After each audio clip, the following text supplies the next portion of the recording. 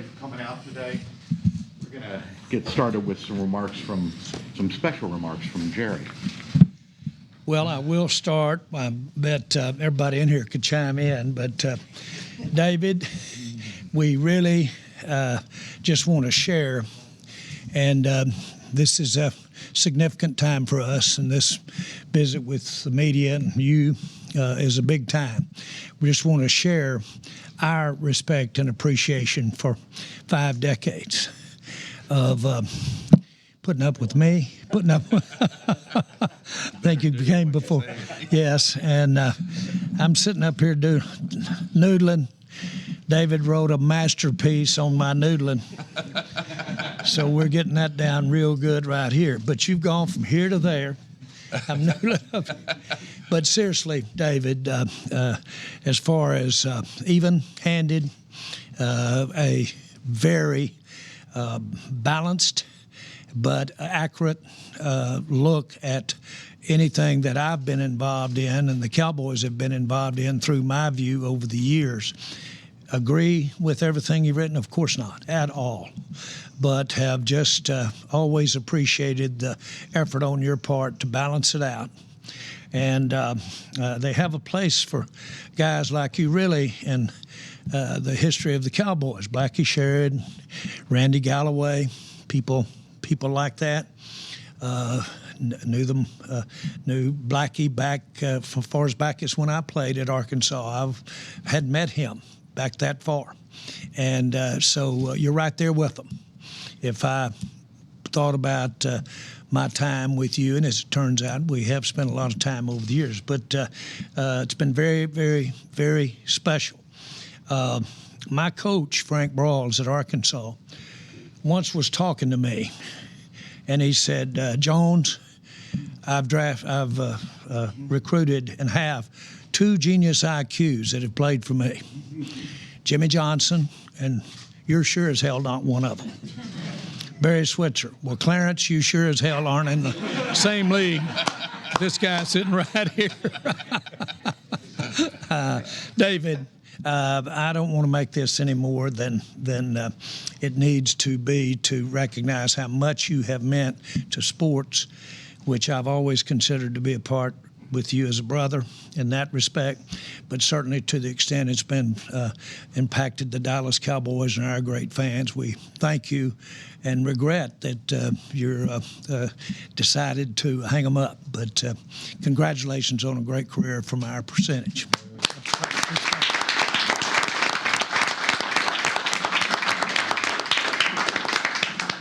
Can I have a response? And we always start with you. No, I don't know if you remember, I was in your introductory press conference at Valley Ranch on that Saturday evening, a momentous one. I remember it ended in thinking, that guy's a wild ride. I'm going to enjoy this because certainly once PR professionals get ahead of him, he's going to be more polished. He's going to be more, a little less forthcoming, be a little more buttoned up in these press conferences. Thank you for ignoring their advice.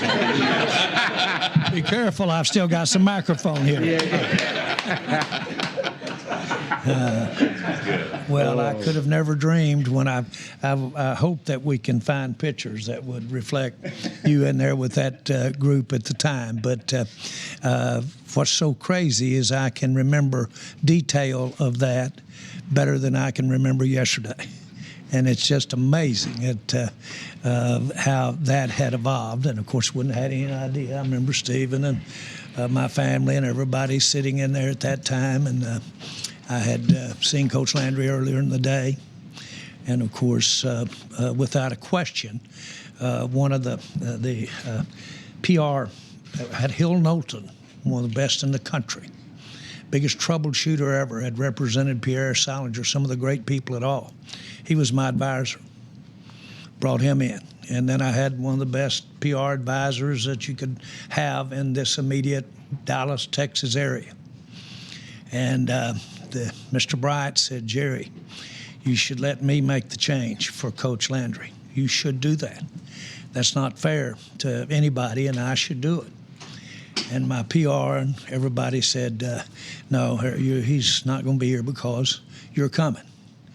And be a man, step up there and take it on the chin and step up there and go do it. One of the greatest PR disasters that's ever been imagined at that time. Still living with it at that time. But those a lot of things to talk about. Again, is there anybody else in here that was at that press conference with that? Just in the back, sure is on the cameras back there. Mm-hmm. Mickey doesn't count. He's been around. But David, again, thank you, and looking forward to the time when we can sit down there and go over some of these old stories, and you can get your real truth from me at that time, okay? But guys, okay. All right. We'll start out with the first question from David Moore. David Moore, Dallas Morning News. In your discussions leading up, you're sitting at 12 here. What does it look like? There's going to be a cluster of 3, 4, 5 players you'll be happy with, and how does that have ramifications as far as your willingness to potentially move back when you're on the clock? I think I'd like for Will to speak to it. We've yet to put the board up. I was going to invite you all back here after this to shoot a shot of the board. but seriously, and Will, I like Will. If you don't mind, I'd like to include Will here in terms of generally where you think the board is relative to the players.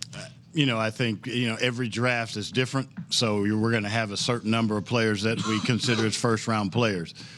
And those guys that will come into contention, whether we move back or not, that will depend on the depth of the draft, how we graded those players and the decision from the decision makers. The thing that I've noticed the most, we haven't put the board up, really. Haven't, but it's going up quick. And trust me, all the bones are there and ready to stick up there. But still, it has impressed me with the depth that there is in some of these positions, and we're not just thinking that because they're at that 12 spot. But we had no idea that Michael Parsons would drop down there to us when he did, and so it do happen. And we certainly are not going to knowingly let a great player run through us for strategy or for trades up or down. But it's a big deal. I think it's a bigger deal today, draft players playing immediately. It's more of a challenge on coach that players are coming in and you're counting on them immediately. And that's a part of the game today is a lot of young players out there. Clarence Hill, DLS Cowboys. Picking up here our nightmares and trading great players. How have you taken in the Luka trade and how that's transpired the last few weeks? Well, I'm a fan of the Mavericks, big fan of the Mavericks, and consequently a big fan of Luka. The world knows that I've got my hands full thinking about what we think about over here, much less trying to figure out. I look at the Maverick through a very much entertainment eye. And I know Luka was a personal friend and watched a lot of games with us, and would hope that he would be able to watch some more games with us as we go along, know his family pretty well and his support staff pretty well. So all of that is just one as a fan. Now, Gene was All-State, scored 17 straight free throws in the state championship game. And Gene lives and dies with that basketball. And just cried when Luka left. But I understand that, and I understand, frankly, you say, how could that happen? I've got a little bit probably better understanding how something like that can happen. Regarding the draft, what is your goal for the 12th pick? And you said you haven't put the board up. Is it you want an instant impact player? you don't want to target a position. Obviously you want BPA, but do you feel that you can get a guy that can be an instant impact player at 12? Yes. Period. And regarding the first round, how many first round picks, or you haven't even got that far? How many first round talents are in this draft? We haven't gotten to the number yet, but it typically every year it's somewhere around, on our board, it's somewhere around 15 to 18. And we'll see how that falls out this year. Todd Archer with ESPN for Stephen, Jerry, and Will. When you have a new coaching staff and new assistants that haven't been part of your process, how do you go about, do they get more leeway or more vision from you guys on what they're thinking, or do they have to earn their stripes at all through the process to understand how you guys work it when they come in during the process? Yeah, I think, I think at the end of the day, one of the things that has been a big contributor to our success is the communications that we've had with any staff, whether it was Mike McCarthy's, whether it was Jason Garrett's, now whether it's Coach Schotte's, is the communication we have with the scouting department, with Jerry, with myself, in terms of giving a vision of what Schotty and his offensive staff want, whether it's what Schotty and Eberflus and the defensive staff want, getting a vision for the type of players that are going to enable us to have success on the field and what type of player we're looking for. And that does vary. It actually gives, one of the things that gave Jerry great pause is the fact that we're looking at 3 different defensive coordinators in 3 years. And even though they run certain things that are similar, there are things that are different. And when they're different, then that requires maybe a little different type of talent that you might be looking for in Dan Quinn's scheme versus Eberflus's schemes. But if you communicate that and communicate it well, you can certainly work through that, and you certainly know what you're looking for in the draft. And hats off to the scouting department. Hats off to Coach Schotty and his coaching staff in terms of the communication that's gone on with Jerry, myself, Will, and the scouting department, so we can have that vision for what we should be picking or what we should be looking for in a player when we get ready to draft a player. One of the real advantages that I saw, and we all saw, Schotty knows our team. He knows it as well as any coach could have known it other than Mike. And that was big, and that is big. And so we're getting the benefit of those new coaches sitting in he's encouraged them to really be active in the process. And they were active, Will, with you scout on the road, going to workouts, certainly at the combines. But Schotty has got them really not only fired up, but really talking the talk. And actually been great in the draft room, evoking from them. None of them have had any hesitancy to speak up and a value. But you're sitting there looking at Flus. I hadn't heard Flus in a long time, and he's had some experience from Chicago to give one under his wings and seen a lot of things that might work, might not work, those kinds of things. It is a great thing to have a makeup of that much input. And probably, have we ever come in here at this time and not had the board done? I don't think we have. You might not have the timing of being in here. But one of the reasons that board's not up until today is because this has been a longer, to me, process. But these coaches that Schotty have got, they're ready to gnaw through the wall. They're ready to roll. I mean, they're really excited, and Schotty's encouraging them to. And, boy, you're seeing a lot of different ways to look at a player. And that should be very helpful to us, not just because these guys are going to be coaching them, because you're trying to get the right kind of player out there.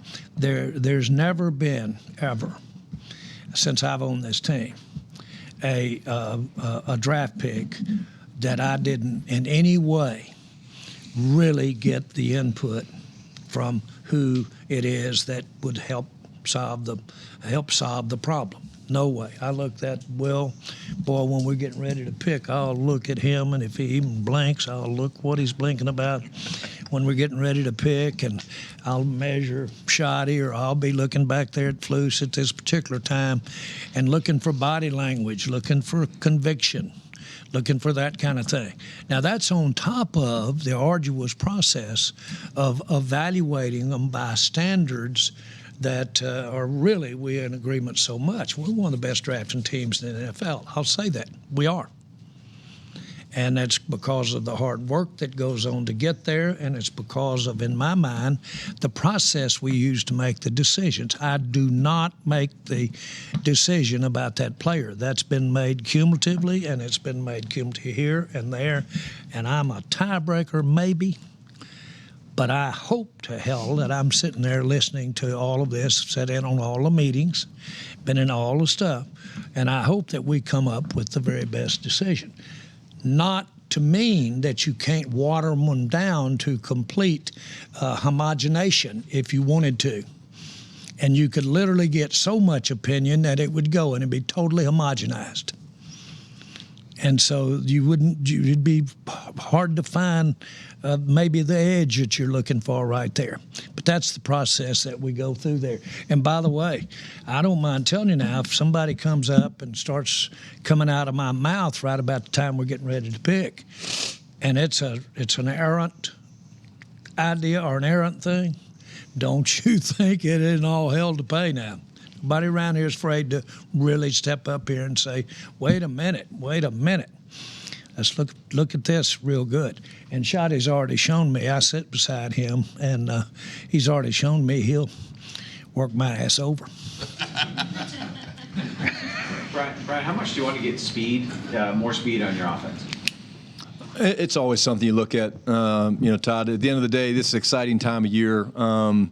Speed in this league is important. It's not the only way to do it. The one thing about speed, it gives you something you don't have to coach. And so the way we're going to play and the style that we're going to play, speed is an advantage, but it's not the only thing that we look at. And again, to speak to what Jerry and Steven and really Will were talking about, I've thoroughly enjoyed the process.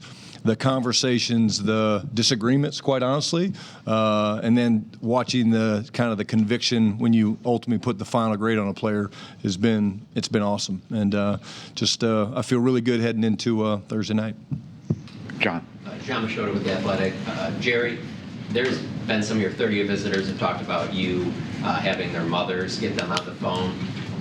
Why have you done that? And maybe if you could share a story of maybe something that's come from that. Well, it principally is for the moms and the dads. And I like to see the interplay between the player and his dad or his mom. I like to see that. I like to see it come back and forth. I think I can get a little read for their influence when you have it there. One player I came in, his dad's a serious coach. And boy, I'm telling you, when I brought up, I hope he understands he's going to have to work harder than he ever has in his life. He just, he had that look on his face. He will work harder than he's ever worked in his life. He had that kind of comeback to it. It's great to see that, but more importantly, it is great to be able to tell those wonderful parents, especially those single moms. It is wonderful to tell them how great they are to have had a child that's sitting here getting to go through this process and getting to have this kind of scrutiny and still sitting here available and in play. Thank you, Mama, and congratulations to you. You've done a magnificent job. That's the principal reason right there.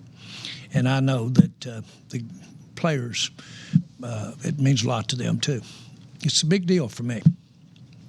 Calvin Watkins, Dallas Morning News. This is for Will. Usually when you get a first-year coach, there's a little bit of a transition of understanding what he wants, but Shotty's been here a couple of years. So has that transition been a little quicker, smoother for you this go around? Yeah, it's been quicker because Shotty knows what he wants and explains it very clearly. He understands our process. He's testing the conviction and bringing his points out in it. So it's been a seamless sort of process. And, when you talk about our process, I've was talking with the scouts the other day. We're the wholesalers. We know where the fruit are. We're the wholesalers. We're saying what they can do. We're giving it to the coaches. The coaches make up the recipe, and then they own the restaurant. So it's how we all work together. We're trying to get this thing the right way, and there's the consistent way that we do it. And then Shotty's saying the little ingredients that they want that are a little bit different than this staff or that staff. It's the communication, and then us drilling down to try and find those things that make the little bit of difference. Quick one for Shotty. As an assistant coach for a long time, how did you observe the head coaches and say, okay, when I get my shot, I won't do this, or I might do that in terms of the draft process? Yeah, I think the biggest thing is just to be open and honest, to create a format, which we certainly have done, where there was open dialogue and there was great communication. And at the end of the day, you want conviction. That's what you want. You want, when you decide, hey, this is the player we're going to select, you want to be convicted by what's the vision for the player. That's part of our responsibility as a staff to answer some of those questions. But at the end of the day, the systems on both sides of the ball and special teams will be flexible enough to adjust. And at the end of the day, when we line up to play our first game, there's going to be 11 players out there, and whoever the best players are going to be the ones that play. Nick Harris, 4-Star Telegram. This is for anyone on the board. I know you guys want to be in a position where you can take best player available at 12. How much do you factor in need on this team when it comes to these premium picks, or are you trying your best to stick to the board in this first round?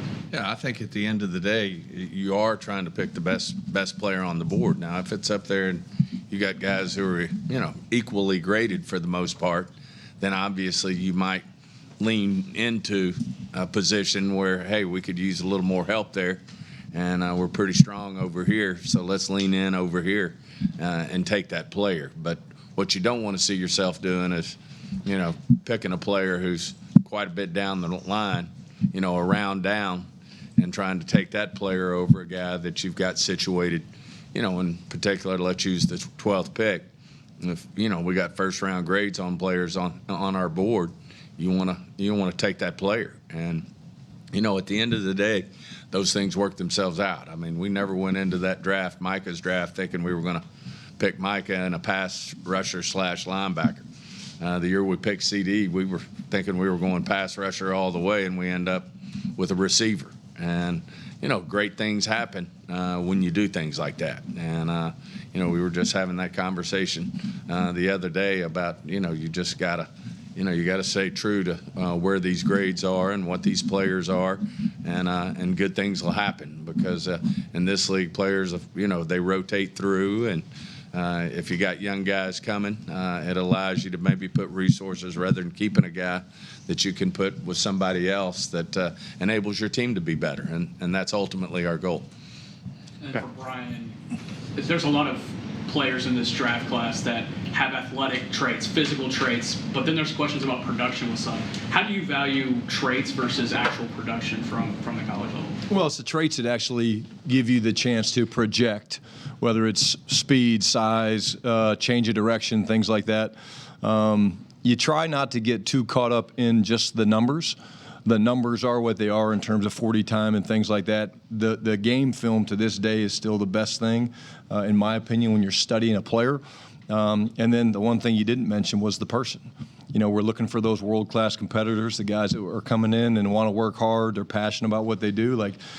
So it really is a puzzle that you're trying to fit together. And to me, traits are one of the pieces of the puzzle that you're trying to figure out. Patrick. Hey guys, Patrick Walker, DallasCowboys.com. Question more so for Stephen, Will, and especially Shotty. Jerry, feel free to chime in, obviously. When you're looking at DPA versus D, if you're looking at a situation where, let's say hypothetically, there are 2 or 3 wide receivers who can instantly make an impact, but they have different archetypes for the most part, at what point do you start having the discussion about current personnel as far as being able to slide that scale more towards need versus BPA? How did that discussion come along in the war? I think I hit on it a little. I just think it matters on the variations. What is the difference? And, if we got to use our terms, if we got a player with a 1.14 and a player with a 1.15, now that's really close. And, in terms of, picking a player who maybe fits your, maybe scratches an itch, if you will, in terms of picking a player that's going to fit a need, even though you might have a tenth of a point. In the big scheme of things, that's not a big deal. But if you're picking a guy who's got a 1-2-4 over a 1-1-4, then to me that's when mistakes are made, and you're ended up getting a player that you felt like was a second-round player versus getting a player you could have taken that's a first-round player. That'd be my take. Jake Slater, NFL Network. I'm old enough to remember the last time we had an exciting quarterback fall to the Cowboys when they came up. Have you guys gone through that scenario if there was an exciting quarterback like, say, Jackson Dart or Shedeur Sanders there at 12? Yeah, well, we've got a major commitment with Dak, and so you weigh all of that. And but I was going to add to this whole conversation. It's very often that somebody will step up and say, "No, we got this guy right here. We've got him, and we just signed him under contract." But guess what? Guys get hurt.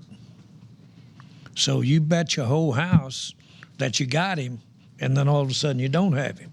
So that's when your old mind starts saying, well, if this guy did get hurt, what would we do this year?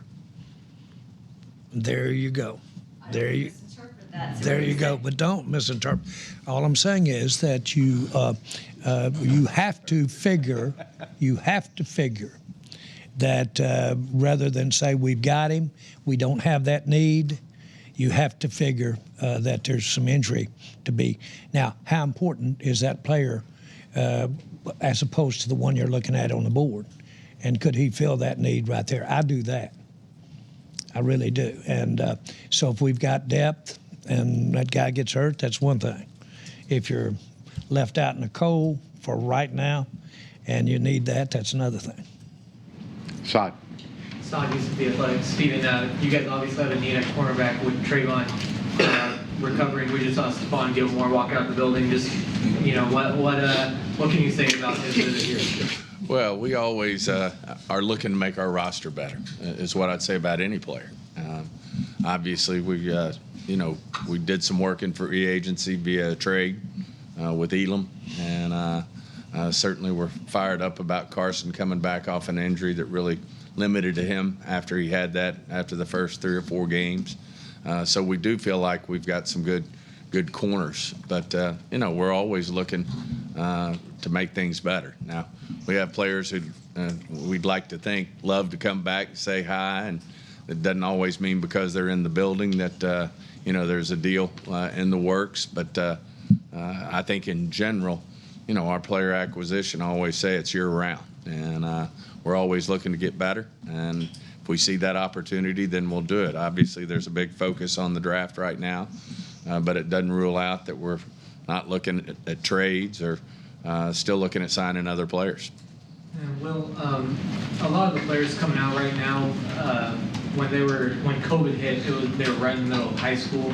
I'm curious, what are you seeing in your conversations, your evaluations, as how maybe them going through that time has kind of shaped them differently than a lot of other players in the past? I think the environment of college football has changed in general. And, you throw the COVID year in there, and then, there's some players that are in this draft that are 24 years old, 25 years old. And it kind of changes the environment that we basically the premise that we start and do in this business is you're looking for guys, blah, blah, blah. It changes the conditions. NIL, there's guys that go to 3 different schools, all of that. It changes the environment. We have to adjust with that to try and get the right information, make sure we know who they are, take all those things into consideration. It changes the puzzle a little bit.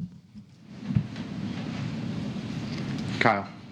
Kyle Yeomans, Dallas Cowboys TV. First one for Coach and then a follow-up for Will. But sticking with corners and cornerbacks, in the past there's been plenty of significant influence from coaching staffs and defensive staffs when looking at cornerback prospects. How do you guys view some of the measurables when you evaluate some of these corners?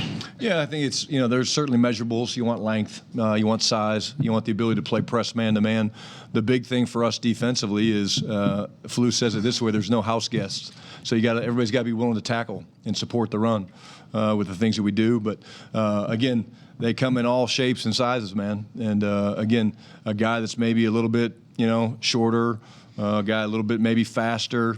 Again, if they have the right play style, if they have the right temperament, and we see some of those things in that regard to play style, the physicality, the ability to, we're always looking for ball skills. We call it ball production. If you find ways to create turnovers, that's really a good thing for your team. And again, I think Will and his staff did an incredible job with that. So it was very seamless for us from a coaching staff to be able to speak to Jerry and Steven and Will and his staff, because they did such a great job of kind of setting the table. I'll say it this way. I mean, honestly, the scouts are the experts. Like, these are the guys at 365, 24/7. They are on the road. They are working. They know these guys better than anybody else. And then what's been great for us is the communication process of what we want from the system or the players that fit into the system. That's where it's been such a cool conversations. And Will, 4 defensive coordinators since the start of 2020. How much of a challenge has that placed on you and your staff to get that right and have those conversations back and forth to make sure that the owners of the restaurant that you talked about earlier are on the same page? I think ultimately we have to know the value and be consistent with the value of players, right? We've got to value them the same way year after year, not depending upon the strength or the weakness of the draft, so that you have a standard that you abide by. So when we say a first-round corner, we all know what a first-round corner is. There are certain measurables and things that you look at because that's what plays in the league, and that's what's had the most success. We look at all that information, and then as Shotty says, we got to dig into the people. The biggest mistakes are made when it's the people that you get. It's what are you putting them into and who's communicating with them. So a big part of what we're doing is understanding the coaches, what we're trying to do, and then get to know the players and try and figure out the fit as well as the ability. So with the input of the coaches and our whole staff and the scouts doing that, we're trying to get to know the players as well. Joe. Joe Trahan, WFAA TV. Jerry, this was for you. Steve was talking before about that CD draft when you picked him, the Micah draft when you picked him. Can you describe what the room is like once the draft goes live and you're waiting to see how you have to read and react as players come off the board? Yeah. I think, to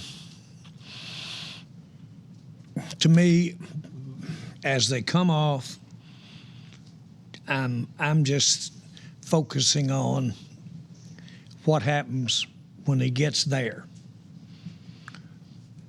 Okay? If as they're coming off, I don't like there, then I'm saying, boys, is that phone ringing? And by the way, you've heard me say this 1,000 times. Picking up the phone and calling will not do the job. The phone has to be ringing. Well, if I'm not hearing that phone ringing and it's not ringing, then you start really looking at your alternatives. We traded that. Micah's perfect. Micah is perfect. We get there, boy, they want a top one, but we had right below, you've heard this story a million times, we traded down and didn't take Micah then because we got something there and we still had 2. Well, then the rest of them went, and there you got Micah. That's the classic exercise right there. You got looking at it, playing it. Didn't exactly work right for us, but we ended up getting a top player after all. And so the big thing, I think Will hit it the very best of all the mistakes, which is the hardest thing to evaluate, is the player person, and their desire, what's inside them. And I mean, you just can't substitute for somebody that has got talent plus that. And so there's a whole lot of time spent around here looking for what's inside these guys, and should be. And that's something we look at real good.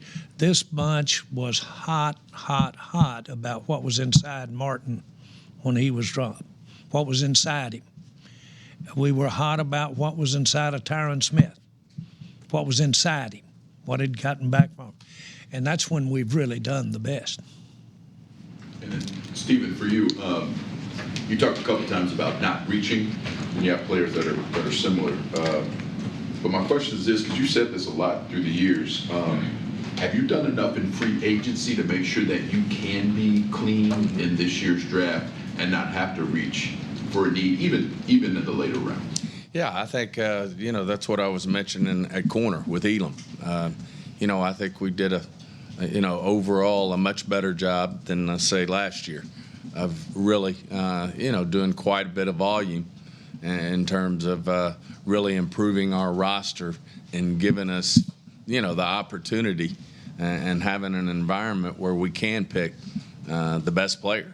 And I think our work we did in free agency is going to really pay off. I think it's going to make us a deeper football team, one way or the other. And what we add through this draft should, just make us better and increase the depth that we have. And, most of the time, 99% of the time, that's our goal in free agency, not necessarily to go out and sign, the highest paid guys. Obviously, we signed one. He was our own, Osa, to a big deal. But, that's the way we look at free agency. And historically, we've had, a lot of success in getting those guys, which I think in turn has led, as Jerry mentioned, it's just if you look at the number of starters you've gotten, the number of Pro Bowlers, the number of All-Pro guys, we've drafted at a high level compared to the rest of the league.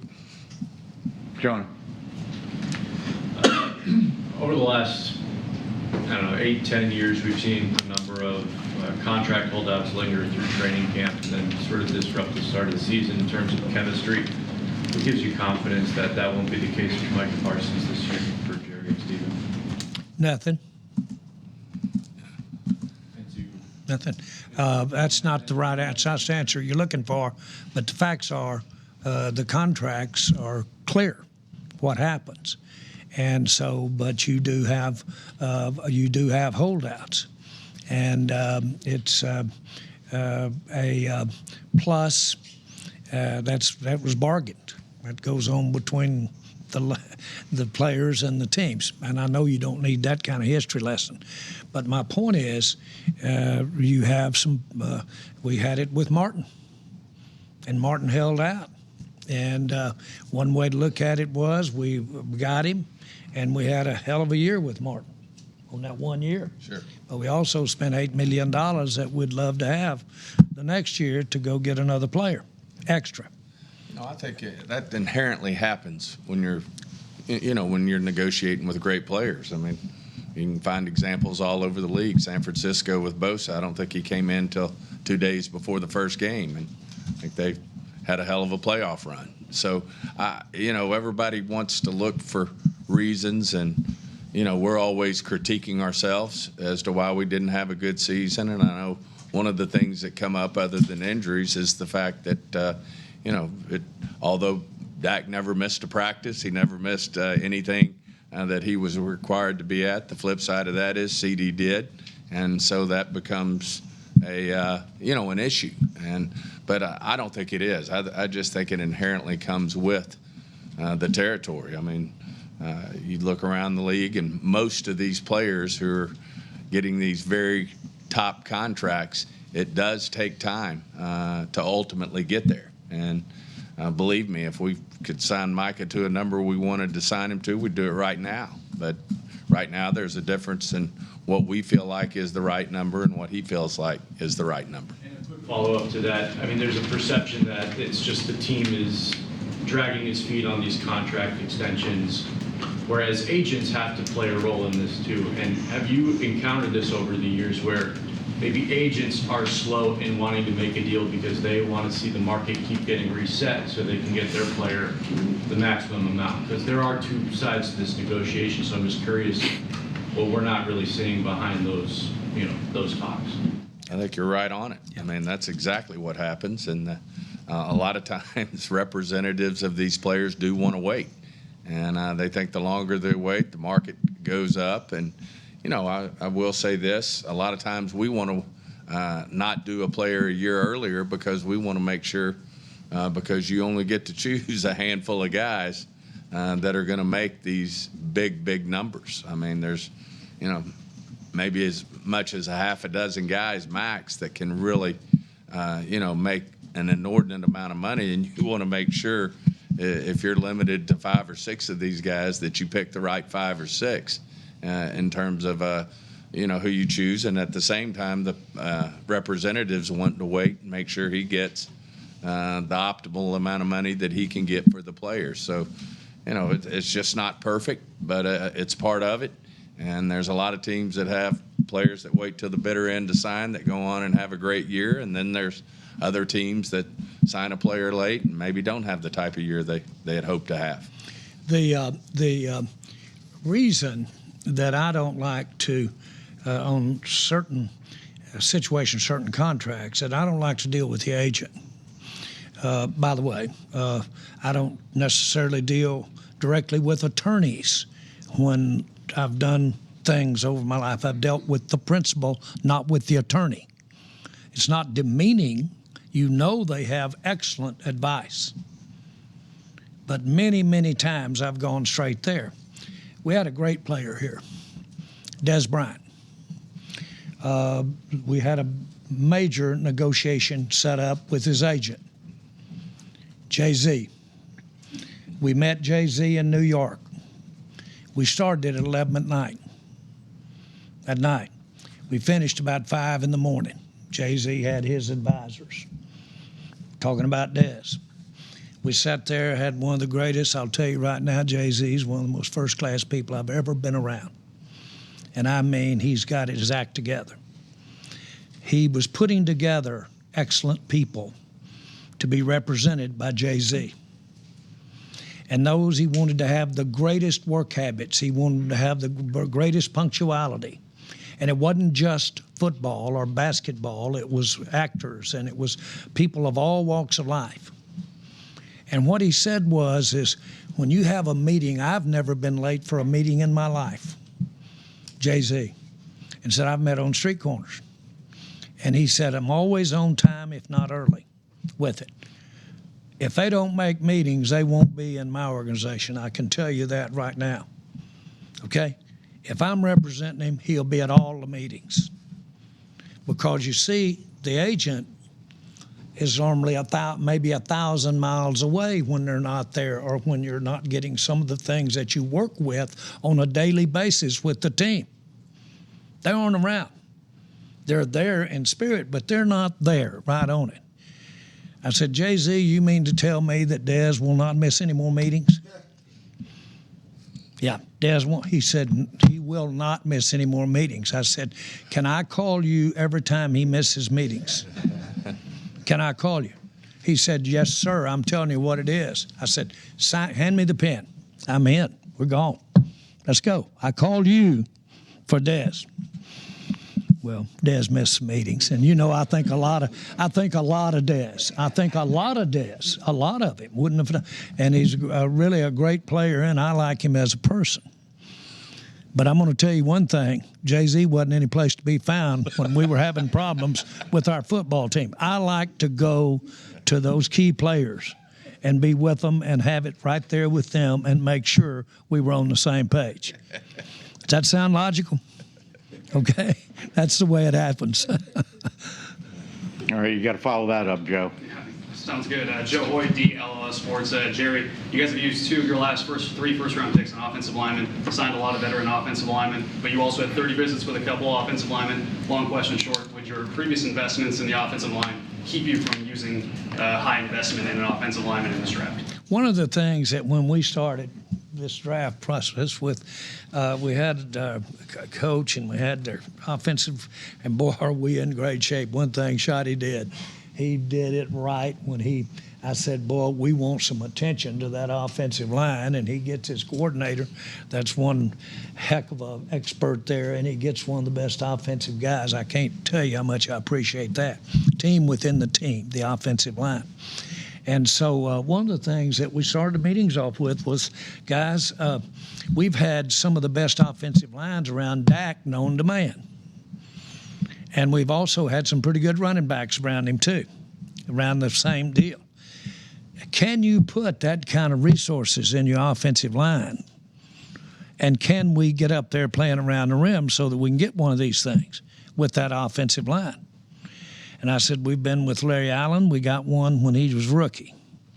Other than that, we didn't get one. Okay, Zach, we didn't get one. Okay, so it doesn't automatically work. Okay, but generally when you step back and look at it, we've had some pretty good teams around a War Daddy drafted offensive line with a lot of ones. Obviously, when those guys get ready to come up, if they're that kind of player, then you're going to have a lot of resources invested in that offensive line out there with it. Did it pay off? Well, it's done a pretty good job for Dak. Did a good job for the running backs that were around him pretty good there. So as you've got something to look at. We won't necessarily eliminate, because we've got the resources we have in the offensive line this weekend. We won't eliminate that because of that experience. We've had some success with loading it up with top picks in the offensive line. Quick follow-up too, Will. A couple teams have kind of abandoned using 30 visits. I know you and Jared kind of touched on this a little bit, but what is the overall thing you're looking for from 30 visits and the strategy behind having 30 visits? It's getting to know the players, right? It's getting them in front of us. It's some guys have to see the doctor. They don't have medical stuff, so there's a process that we go through with those guys. But it's getting to know them. That's one opportunity. We have formals and informals at the combine. We can Zoom them. We have a number of different ways, and we use all of those to our disposal to learn about the players. 30 visits is just another opportunity to get them in front of us and do some of our side things that we do with them. Pat. Pat Doney, NBC DFW. Brian was going to ask, with your potential interest in emphasizing the running game in this offense, how much do you think the runner matters? The running back position has gone up and down in value and how it's perceived. For you personally, how much do you think the running back matters in your offensive scheme? I think the runners they matter. It's one of the aspects. You can do it a lot of different ways. I've done it a lot of different ways in my career, whether it's by committee, whether it's a guy that's seen as the bell cow. I think this is an incredibly deep draft at running back.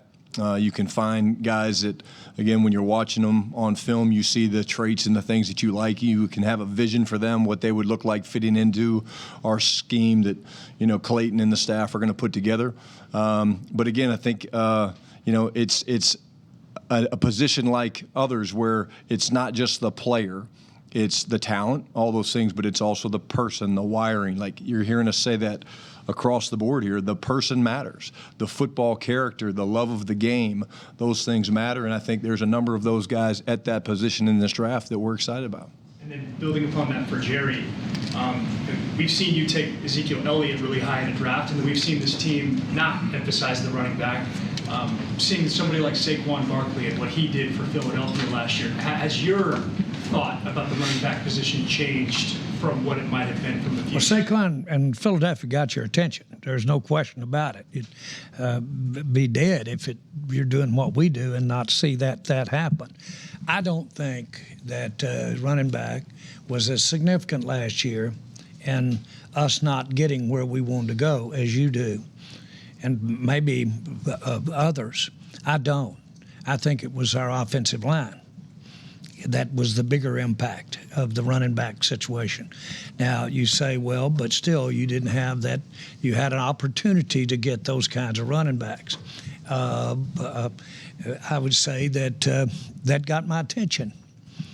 I would say. Now, we hit on a Murray in the 4th round here a few years back, and he was a doggone good running back.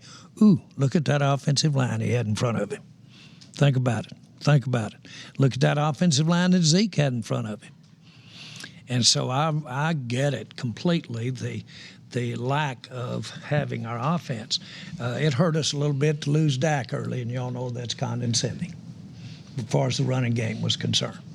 That didn't help the running game. So this is not excuse time here, but it is appropriate that you'd ask that question, because can you cure the running game with the back?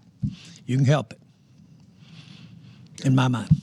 Garrett Podell, CBS Sports. For Stephen, Jerry, and Will, you mentioned having a big commitment to Dak, talking about having a big commitment to Micah. How much do those contracts impact your willingness or aggressiveness in looking to trade down and acquire more picks?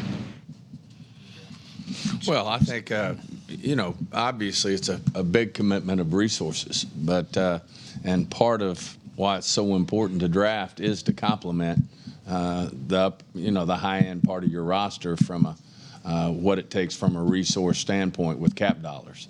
So it is important to get these draft picks. Now, as it turns out, we've got a good number of draft picks because we've lost players through free agency. We've pushed some of those picks down with trades, like a Joe Milton, who we felt like, when we looked at the quarterback depth in the draft and what we could get versus what Joe might bring to the table, we thought that was, a good trade to make. So we've pushed some of those picks back, but we still have, 10 picks. So we think we've got a good number of picks. I don't think we would let that dictate to us whether we move back or not. It's going to be who's there and then what we get, not necessarily just to take a trade back to pick up a pick. It's got to be a value trade for us to make that decision. Two experiences that we've had. Emmett held out, running back. And Emmett held out. We just won a Super Bowl. And with Emmett out, and Emmett wanted more money. And I get it. And we made him, and we wanted to make him the highest paid running back in the history of the NFL, but he wanted a quarterback. And understood him wanting that. But we couldn't do it. That was back literally before the cap. So that was just my old back pocket. And you just couldn't do that much and make this thing work. Why? Because I had to count on my back pocket, and I knew what was in there. Okay, so we couldn't do it. So this is pro football, and financial has always been here. It's always been here. Now, it's logically here now.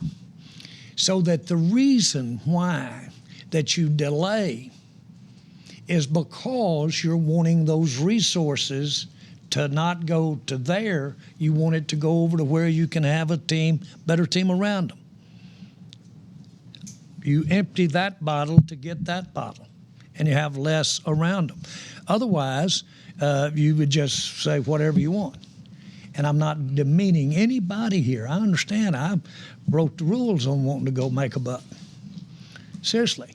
So I get it. I do get it, and we all get it around here. Now, so this stuff of, well, we're waiting, it's going to cost you more, it's going to do that more. Have you ever thought that you might read more of the tea leaves if you wait a year or two?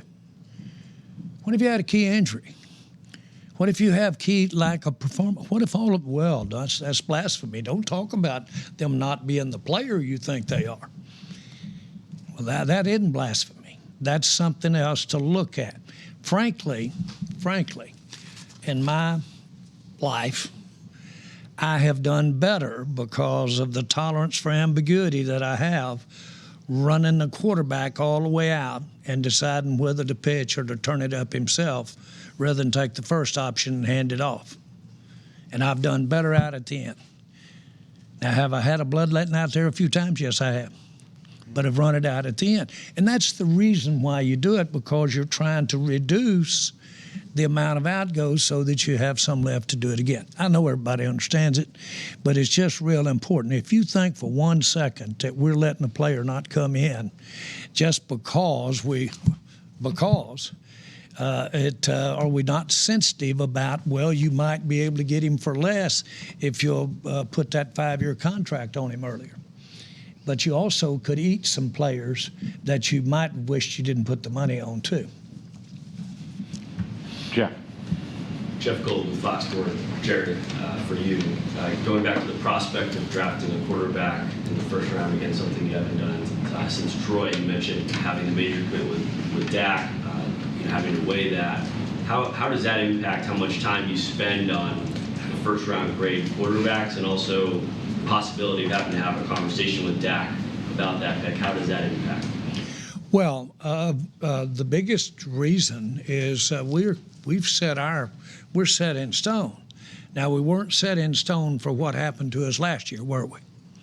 Because he's the highest paid player in the NFL. What was it, 3 games later? Or 4 games? 4 games later, we don't have a quarterback. There, highest paid player in the NFL. Will it happen? Can it happen? Of course it can happen.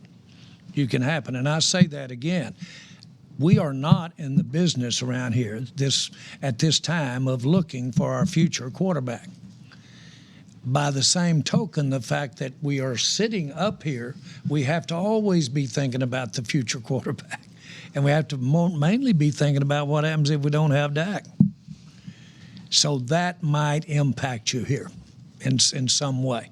It's probably not as likely as it would be if you were 5 years from now or 6 years from now as you go on down the road. We'll see. It's not taking one thing away from or adding to Dak. We're so proud to have him because we've got one of the best, and he gives us a chance to win this thing. And even though we have one, we evaluate them all the same every year because you have to know what's in the league. But one of the best things that I think that I've been a part of was drafting Aikman in the first round and Steve Walsh in the supplemental, same year, first round. Used 2 first-round picks. Had both of them sitting here. Okay? And, of course, that created angst, enough for you to really write about, obviously. Troy didn't like that at all, okay? That's a little unfair bringing in the coach's college quarterback to play on the same team you've just been drafted on. I get it. And admire him for working through that with Jimmy. So, and that turned out to be good. I got to New York, sat up there, Jim Finks. We made a trade of a life on what's his name, and there we go. It turned out. Well, now you can't read that on the draft room of something like that turning out. But I'll tell you what, Tex Tram did tell me back when we were talking after I'd bought the team. One of the best moves he ever made was had 3 top quarterbacks out at Los Angeles and traded a couple of them, and they were some of the names of the greatest quarterbacks ever. He said, you can go with having, in the same draft, you can go with having multiple top quarterbacks. That was then, this is now. But I'll tell you, it influenced me. And it was easy to do because Walsh was Johnson's quarterback at Miami, and he was Shula's, who was his coordinator. Shula was the coach of him at Miami. So it was easy for us to do. It was the move to do at the time, and we got out by having Aikman, and we got multiple on our draft picks. Worked. Kevin. Kevin Sherrington, Dallas Morning News. Jerry, I'm wondering if it makes it a little easier this year to take the best player available if you know that he'll probably meet a need. Yes. Yes. Yes. And that's not different type thinking, Kevin, at all. Would you say there is as many options available for you or because of that as there has been probably over the last 4 or 5 years? Excuse me, what? Probably as many options available to you this year to do that as there have been for 4 or 5 years? Well, we've got, are you saying, can I ask you a question about your question? Are you saying we have a few needs? Okay. I thought you were. And yes. In answer to your question, yes. Brad Sham, Cowboys Radio on 105.3 The Fan. Brian, you are in your first year on the job, and you have a number of staff members that you've hired who are new to the NFL or fairly new to it. How empowered do you think you and these other guys will be on standing on the table on draft day and getting real strong for somebody you believe in? I think knowing these guys for the past couple months, they'll be very comfortable. We hired guys that have conviction, guys that are experts at what they do, whether they coached in college or the NFL, doesn't matter. The cool thing with a couple of college guys is they've known some of these draft prospects since they were in high school, 13, 14, 15-year-old kids, Junior Adams, Connor Riley, guys like that. But I think Jerry, Stephen, and Will would all say that these guys have a voice, and they're going to use their voice. And I'd say this, Shotty. They're on the line, boy. This is big time. So put it out there. And so they know that if they can, in their opinion, do a better job as a coach. So if I were them, I'd be crying. I'd be jumping up and down. I'd be doing, and that's, and I get that. I really do get it. And this is their time to go. This is Shotty. If Shotty's ever wanted a pick and felt like choking somebody or doing anything. This is probably, it ought to be his highest motivated moment. Sydney. Sydney Staples, DH10 Sports. First question for Jerry. What should a fan be really excited for coming out of this draft?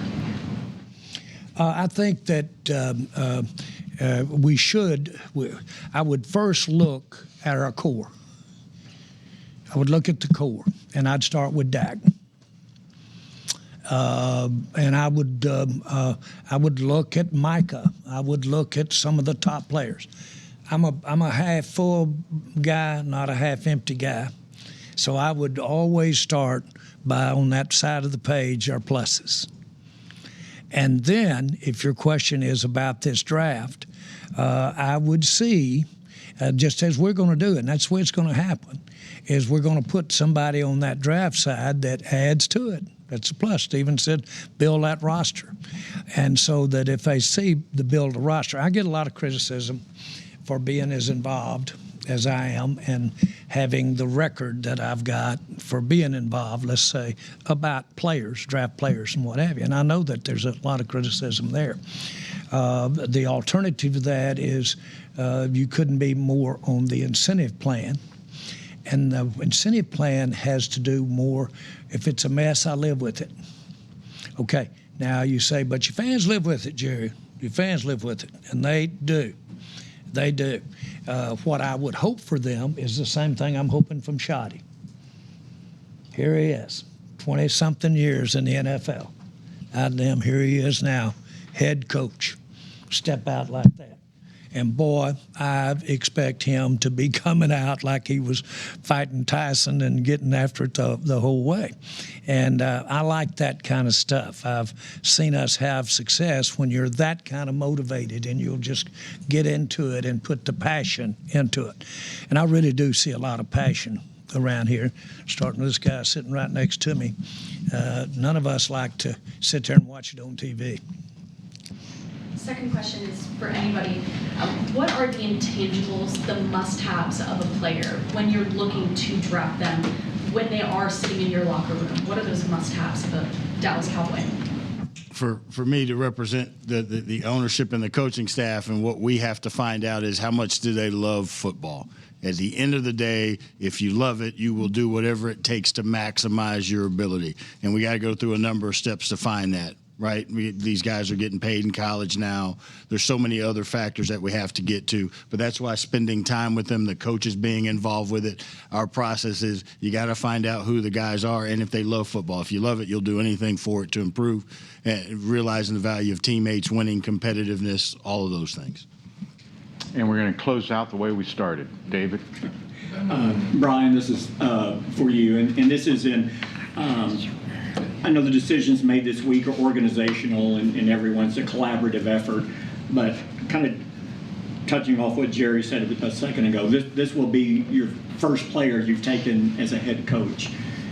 What is the significance or do you see the symbolism of that in the message it sends your team and players as far as who you're looking for and what type of player you want going forward? Is it that big of a moment, or is this just another step in what you're doing all off season to get to the start? Well, I mean, it's a big step, but I wouldn't say that it's a symbolic moment for me. We're going to add great players throughout this entire draft, and it doesn't end after the draft ends. We're going to find and continue to keep looking under every stone to find guys that fit into what we want to do as a culture and what adds value to our team. But I know one thing. Whoever we add on Thursday night, it will be through tremendous amounts of hard work from the top down, from Jerry, Steven, Will, Mitch, Chris Vaughn, the entire scouting department, the coaches, and it will be someone that's going to make the Cowboys fans proud. All righty. Thank you, everybody. Thank you.